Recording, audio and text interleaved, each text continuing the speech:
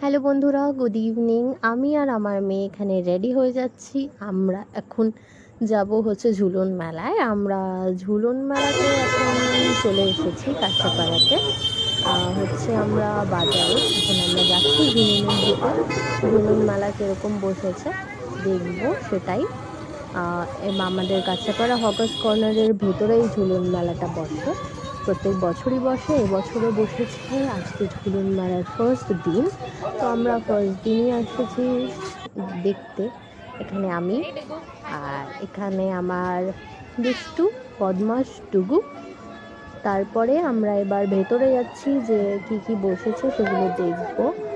তো এখানে অনেক জিনিস, মানে স্ট্যাচু, মানে মানুষ যেগুলো সেজেছেন এখানে সেজেছে, সব দেখাচ্ছি তোমাদের। দেখো একটু, আজকে ফার্স্ট দিন বলে বেশি ভিড় নেই সেরকম, বাট নেক্সট দিনগুলোতে প্রচণ্ড পরিমাণে ভিড় হবে। আর এখানে যেগুলো দেখছো ওগুলো চেঞ্জ হয় মাঝে মাঝে।